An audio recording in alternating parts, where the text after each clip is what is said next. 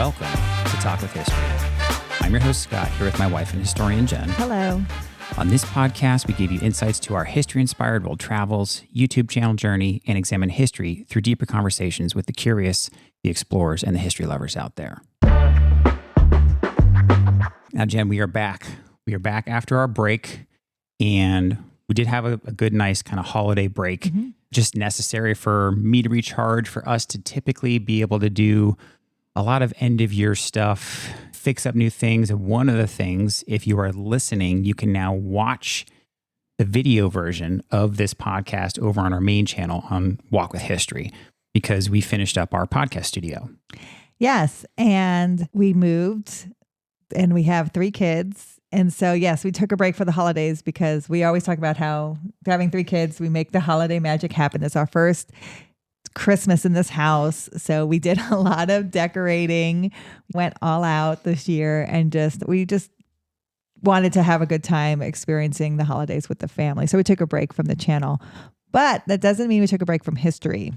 That's right. We've been pretty busy. You actually had a little trip. And if people are following you on Instagram, they may have seen some of that of what you were doing. And that's bringing us to what we're talking about today. But before I get into that, again, for our listeners, if you want to see what our new podcast studio looks like, this is our permanent in-home studio. We still have some things we want to do, but you can go over to Walk with History on YouTube and you can watch the video version of this, or you can listen to the audio version wherever you're listening. But last, but certainly not least, we've been getting some more 5-star reviews on Apple Podcasts as well as on Spotify.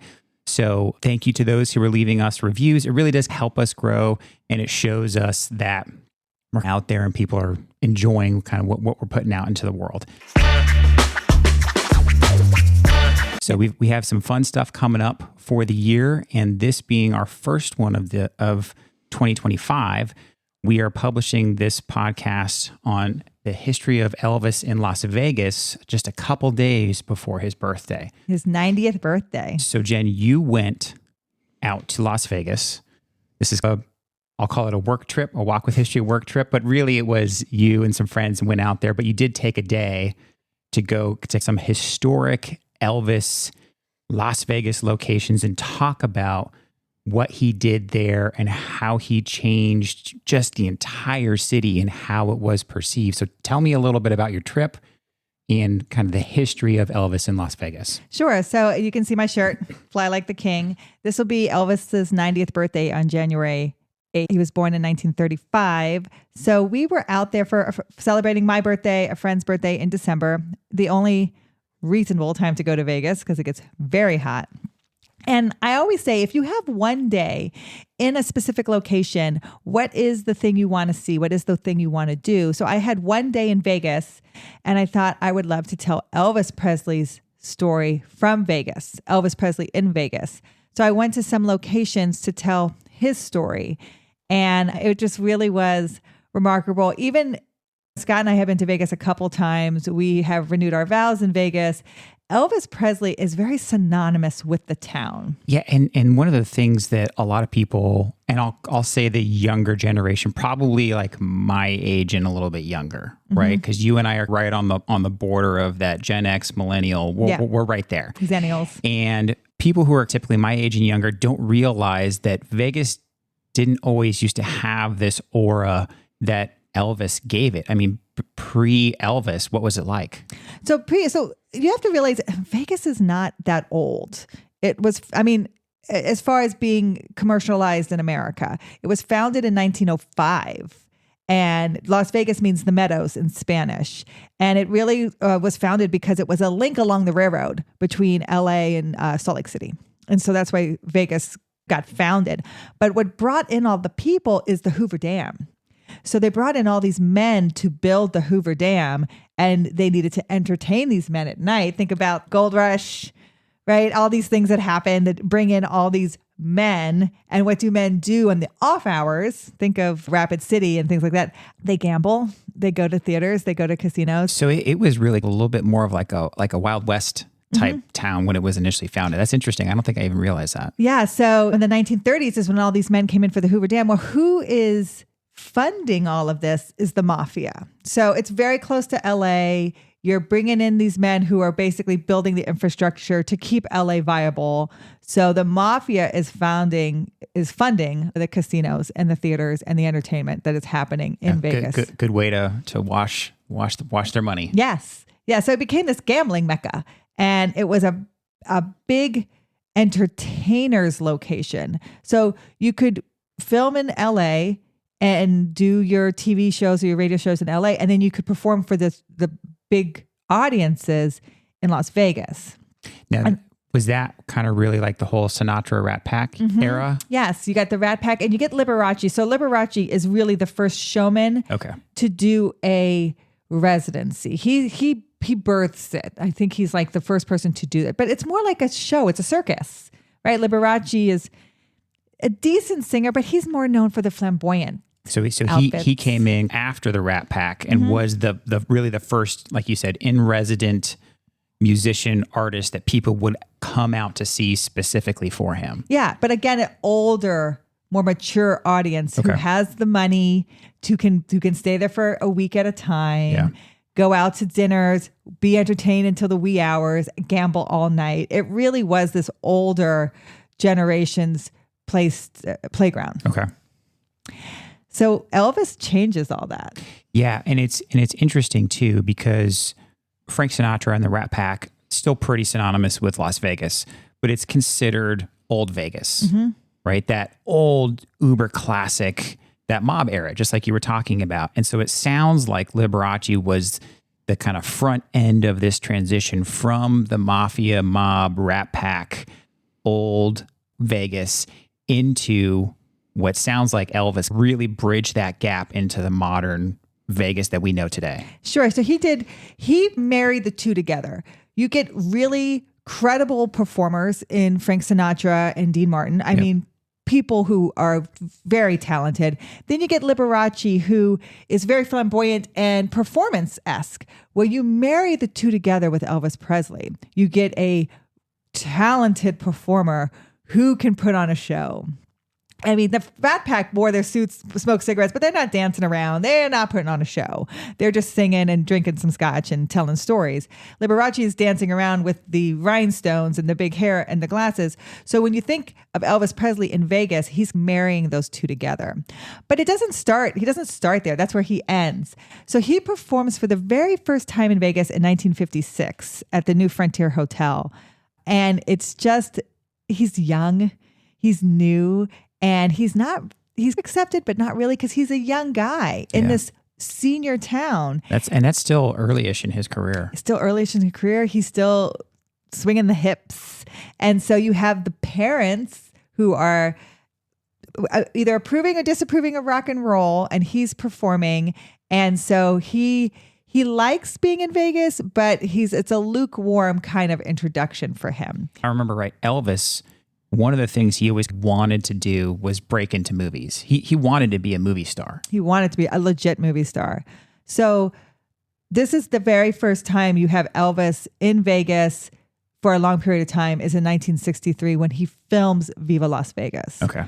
And so in the video, I take you to two locations synonymous with that movie.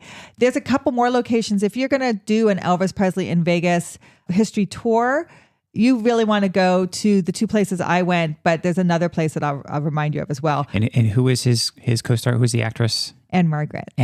Good grief. She was beautiful. She was beautiful. I mean, they actually had an affair and they actually were lovers for a very long time. Really? So it's 1963, Viva Las Vegas. You get Elvis is playing a race car driver who's competing with another race car driver for a big race, but also the girl. His name is Lucky. Her name is Rusty. I don't know. Sure, whatever. She's supposed to work on cars too. But she is a lifeguard at the Flamingo Pool. So I take you to the Flamingo Pool. The Flamingo is a casino on the Strip. That's the main road, Las Vegas Boulevard in Las Vegas. And the Flamingo was Bugsy Siegel's casino. Yeah, and it was neat too, because when we were making the video, and you can go watch the video if you're listening to this pretty soon on the Walk with History YouTube channel. But one of the shots that you got, because I didn't get to tag along on this trip, but it was like the restaurant, and I think the restaurant was named after Bugsy. Yeah, so embrace their history at the Flamingo, and it's a great place to stay. All the rooms have been updated, but if you want to stay in a classic casino on the Strip, I recommend the Flamingo. So Bugsy Siegel named it for his girlfriend who had long legs like a flamingo. Yeah. And so Anne Margaret's character, Rusty, is a lifeguard at the Flamingo pool. And so Elvis Presley's character will go visit her at that pool. So that pool has since moved because they've expanded and built out the Flamingo even more. And I think they've downsized the pool.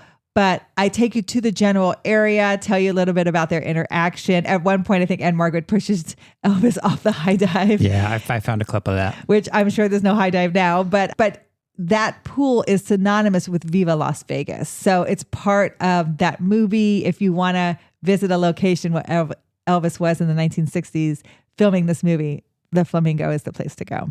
Yeah, it was pretty neat because even though you didn't get to go in there because looked like they were doing something to it. Well, it's wintertime. Yeah. So they were doing all the maintenance and it was drained and there was a lot of work going on. But you did get a couple shots of like some of the waterfalls that they have there. And so, and if I remember correctly, where that is, that's still considered old Vegas in that area because the Strip, as we know it, like where more people go, has shifted over the years. It has shifted, but it's right across from Caesar's Palace. Okay. So it's still in, I would say, downtown Vegas. Okay. Now, Fremont Street is old Vegas. Fremont Street is where you get the big neon signs and the cowboy. Okay. Now, in Viva Las Vegas, the end of his car race is at Fremont Street. Gotcha. So if you want to go to old Vegas, I love old Vegas. I love Fremont Street. It's covered now by like neon lights. So if you're looking for a place to get out of the sun, it's a great place to go walk.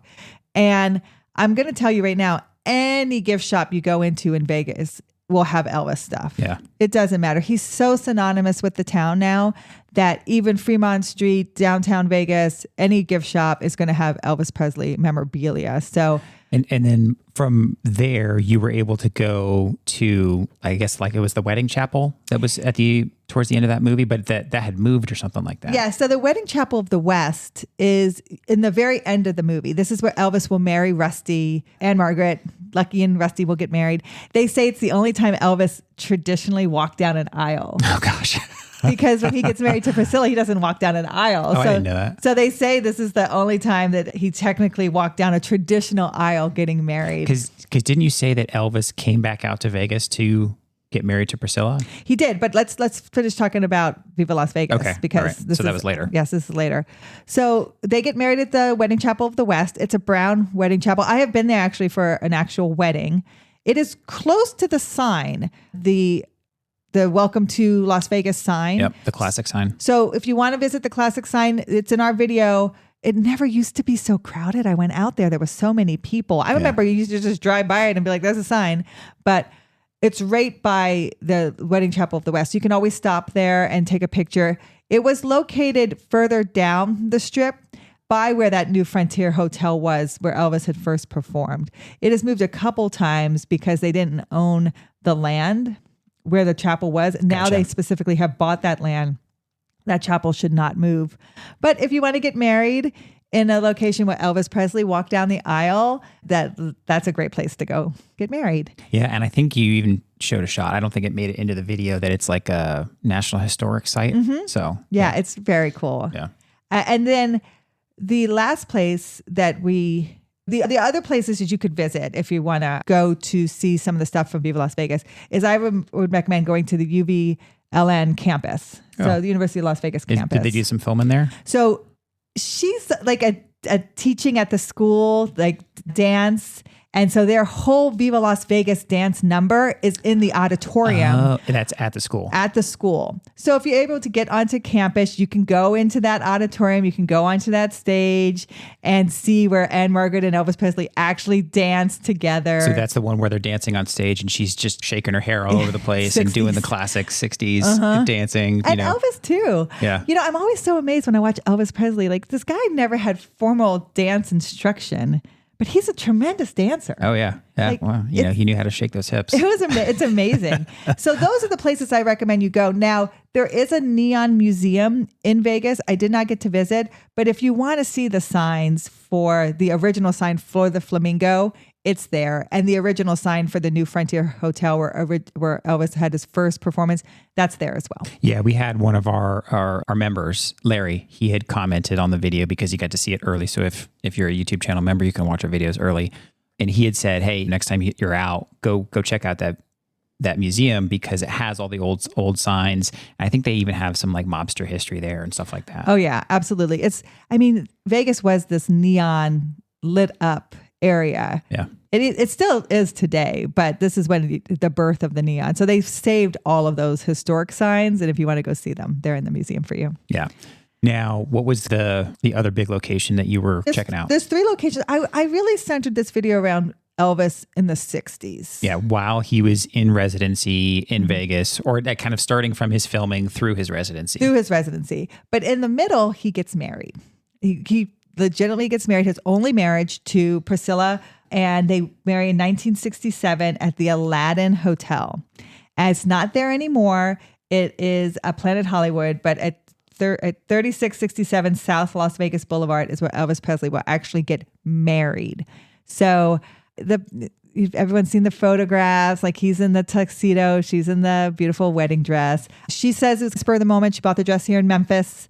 They flew out to Vegas and they got married. They honeymooned in Palm Springs. I think Sinatra gave him his plane to fly. Oh, okay. It's before he owned his Lisa Marie. Yeah, because that was one of the things I remember from Graceland was that once he started owning his own plane, he would just like up and fly off somewhere in like a moment's notice. That was something he did pretty often. Oh yeah, he liked to go like to dinner or to go to a show or go to places. Yeah, that's cool that Sinatra lent him his plane. That's a neat little tie there. Yeah, but if you want to visit the Aladdin, again, I think they're redoing it, the hotel that it is now, and they're going to do some homage to Elvis there. So, but right now it's just another hotel, but that's where Elvis Presley was married in 1967. Yeah. And then where he did his residency was, if I remember right, the International. Yes. So then 1969, in July of 1969, he does his residency, a 7-year residency at the International Hotel. Now, and this just popped into my head because Priscilla had come out. They had gotten married in Vegas. Was she with him or was she staying here in Memphis at Graceland? She would come out for long periods of time because he would do like 2-week stints at a time. He would do, like we talked about before, we were amazed. He did 2 shows a day, 7 days a week. Yep. 75-minute shows. Yep. So she would stay with him, and he had the Elvis Suite, which is on the 30th floor of the International, which is now the Westgate, would be his entire floor. And so, yeah, she would come and stay. But again, they have Lisa Marie at the time. Yeah, so it's not really conducive to staying out long term. She didn't live in Vegas with him. No. Okay. And they kept their residency here. Lisa Marie stayed in school here. But he does 636 shows. He sells out every one of them. Jeez. And this is what's going to give this change to Vegas. Now, I always say Viva Las Vegas, the song, has become like the unofficial anthem of Vegas. And you see Elvis memorabilia everywhere, but it's because of this residency in Vegas that he changes the landscape of Vegas. Now it's a younger crowd. Now it's people coming just for entertainment, not for gambling. Yeah. And we had talked about before we started recording, Elvis had such a broad appeal, and not just global, but age range wise. He appealed to everybody because he had this early 50s career and then did the comeback and did the comeback. So that brought that next generation back around to him. And Vegas is synonymous with Elvis. Like, you go to a wedding, do you want the Elvis package, right? Like that's the questions that they ask now. It's one of the most defining moments in the history of Las Vegas. Like you said, I think when Elvis comes back from the army and Frank Sinatra welcomes him back and they sing together, remember they croon together. Yeah, that's right. They sing each other's songs. I think Elvis becomes synonymous with the older generation. They're like, he really is a talented singer. And then the younger generation still loves him for what he's doing with rock and roll and this new genre of music. And so they're married together with his residency. He is performing. He's doing the karate kicks. He's flamboyant. He's really interacting with his crowd.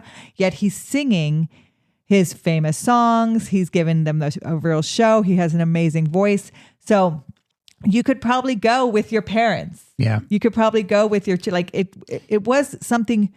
I know people who went to this show just for this show. Yeah. People would go to Vegas just to see Elvis Presley. It wasn't for the gambling. It wasn't for the casinos. Now people were coming to see a performer perform.